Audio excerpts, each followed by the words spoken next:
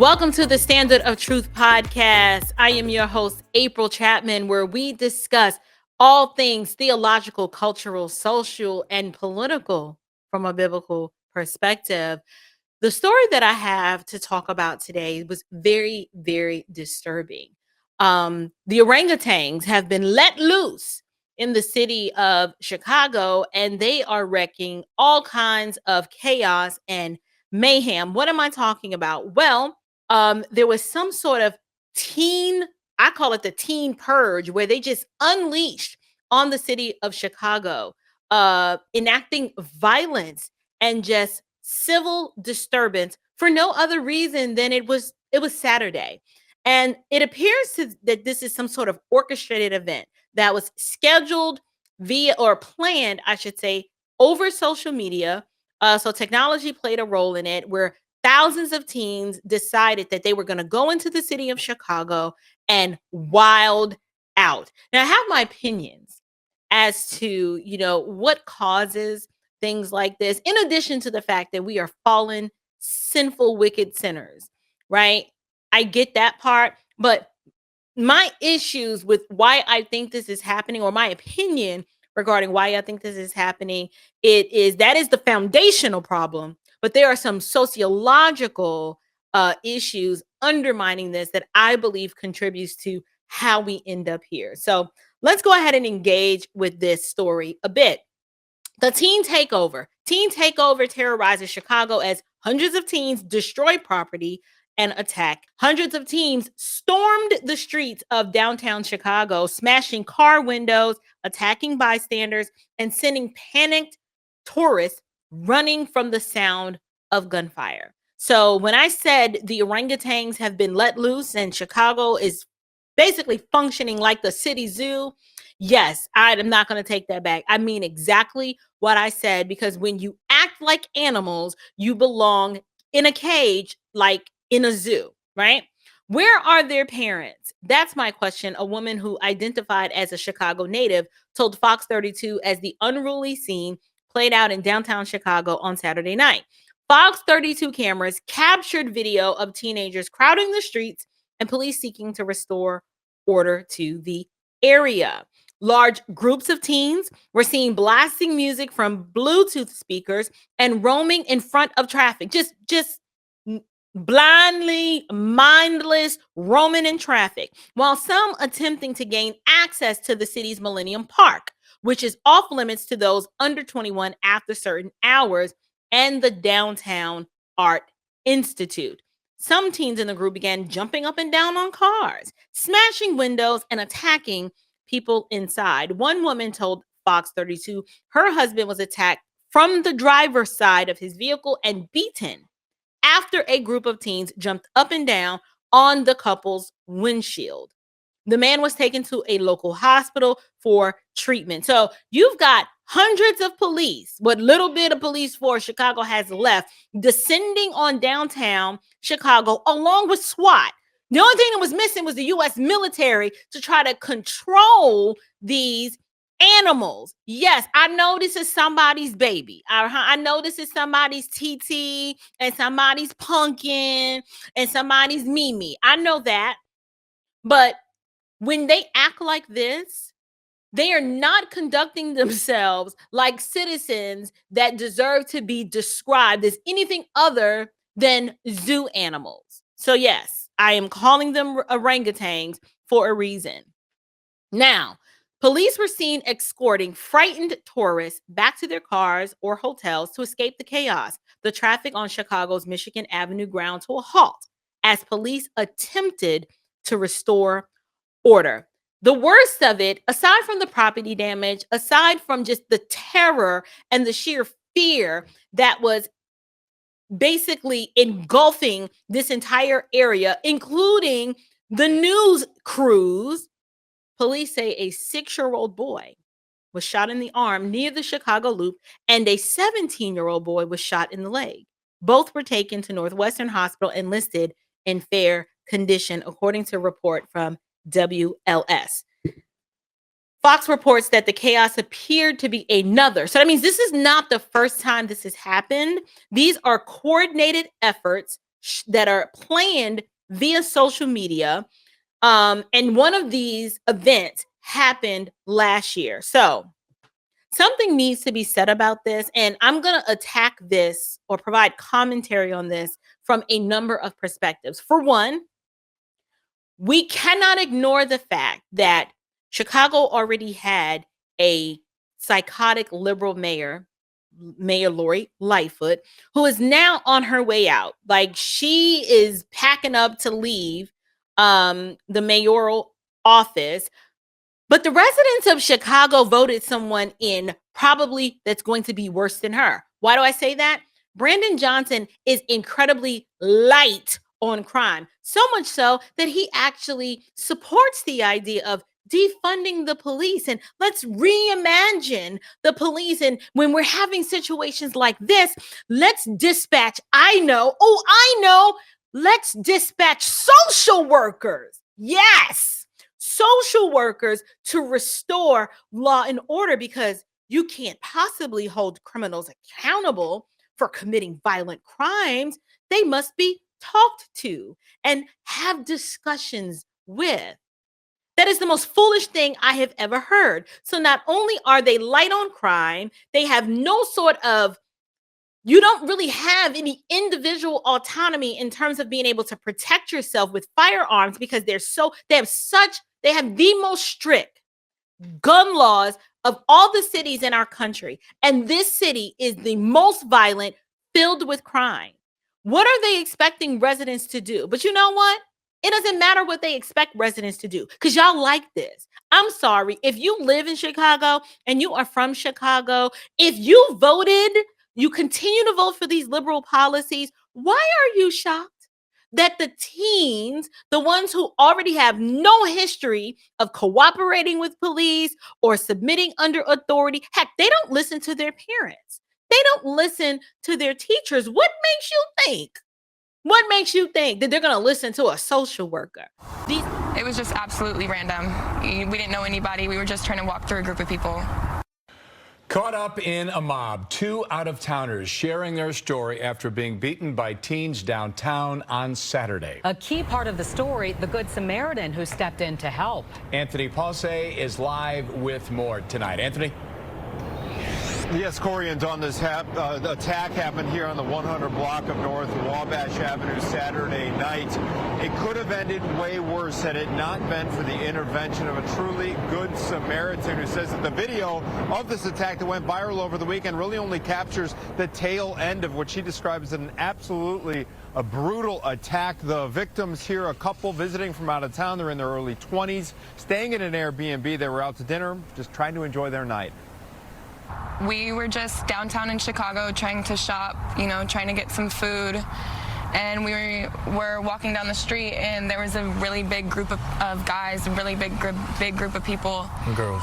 Yeah, guys and girls. And, DJ had my hand, and he was trying to lead me through the crowd of people. And they pushed him, they pushed me. And as soon as they pushed me, I told DJ, I said, hey, they just shoved me. The mob attack happened right near Macy's Wabash Street entrance. And it was a mob of about 60 to 100 people. They said they're going to kill us. They turned around and, started fighting, They were shoeless. They didn't have they were looking for their phones, but it was no point because the phones had been taken away. Both the victims and Lenora Dennis, the woman who came to their aid, say that several Chicago police officers passed by but did not intervene. Cops drove right by it, act like they didn't see anything. I literally went out into the street and stopped and held my hands up to a police car and asked them to stop and motioned them over to what was going on. And they just cut a path around me and just kept going. She was eventually able to get the couple into her car. Then she drove them to the police station. Got told by the desk sergeant that this was going to happen. It was going to keep happening because Brandon Johnson got elected. That floored me. An ambulance then took them to the hospital, but the couple was without their phones, wallets, and shoes, which had all been stolen during the attack. I told the couple that I was going to go home to find them some shoes so that they wouldn't be barefoot for the rest of the night. Her name is Lenore. Wow. She gave us shoes, And took us home, took us to the hospital. Her husband as well. Thank you. Just do unto others. And that's a mantra that I live by every day, is just do unto others as you would have them do unto you. These people need to be held accountable. Law and order must be restored, and a strong, united police presence, meaning a mayor where the police know he's gonna have our back. Yes, he is going to deal with the bad apples and the corruption in the department, but for the most part, we have a mayor, he or she or it at this point. They don't seem to care. We have someone that cares about our safety. But these people, these career politicians, they don't care about your safety. They'll spend thousands of dollars on personal security for themselves. They will defy the law, like Lori Lightfoot running through red lights on her way to nowhere other than to get some beer and ice cream. These people do what they want. They are drunk with power and they don't care about you. But what do? You keep voting for the people who show you and tell you exactly who they are and what they represent. Because for some reason, when you're stuck on stupid, you seem to think that repeating and voting the same exact way is going to yield you different results. Why? Because they woo you with clever speech. They elevate their melanin and talk about Black Lives Matter and talents of the people and equity and inclusion and diversity. They use all of the catch liberal woke buzz phrases to pull you in and emotionally bait you into getting their vote. And then what did they do? They come up with ideas such as, we're gonna dispatch the social workers the next time something like this happens, and we're gonna talk and negotiate with people because these people are really hurting. Criminals can't be negotiated with; they must be dealt with. So no, while I feel sorry for the innocent lives that are inadvertently impacted by this, the city of Chicago is actually reaping the consequences of bad voting choices. Let me be clear.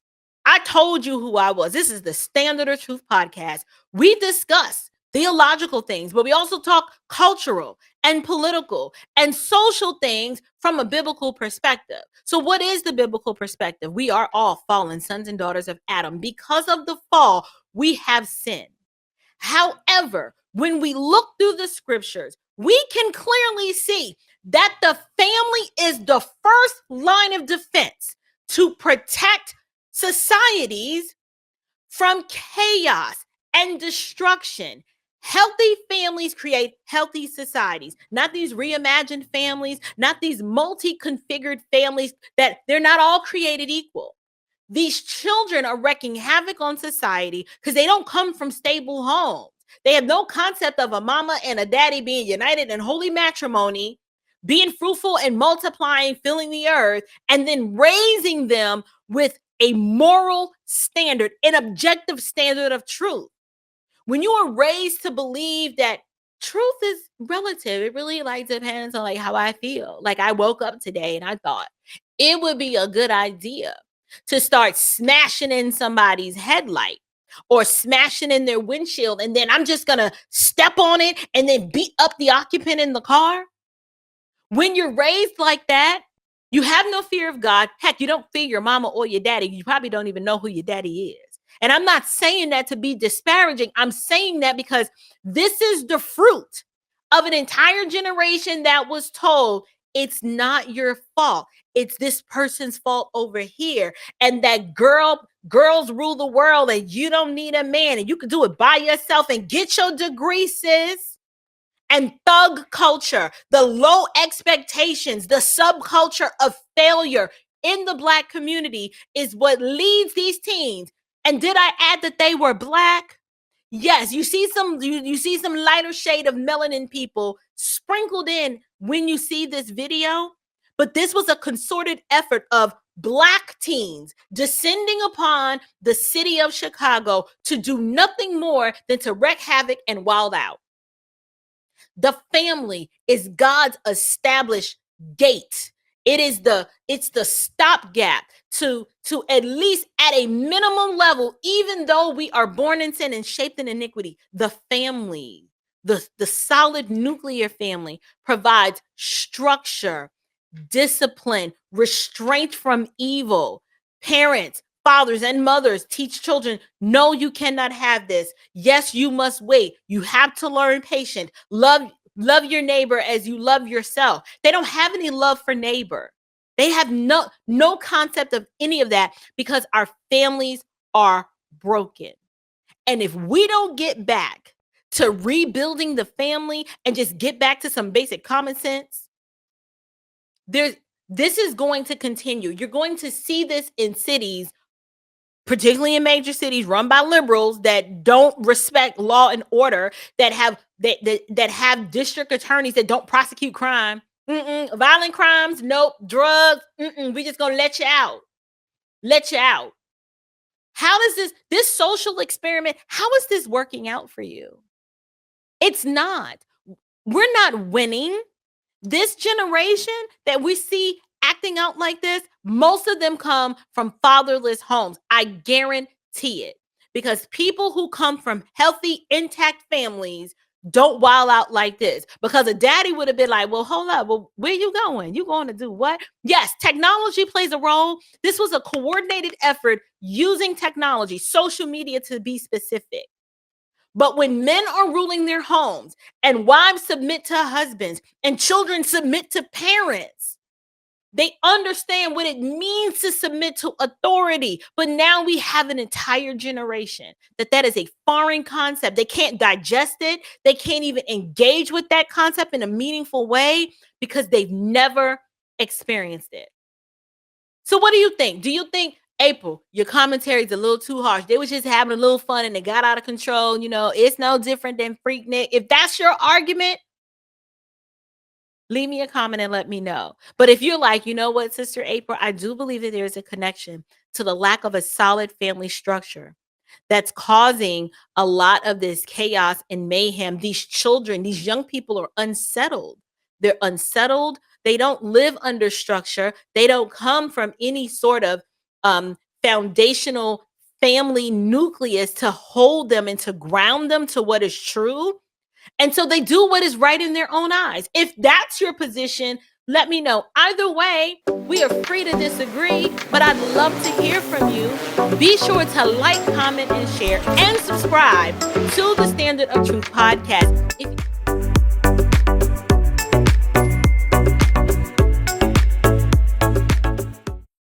If you like this content and you'd like me to provide more of the same, let me know. Shoot me an email at info@the Standard of Truth podcast.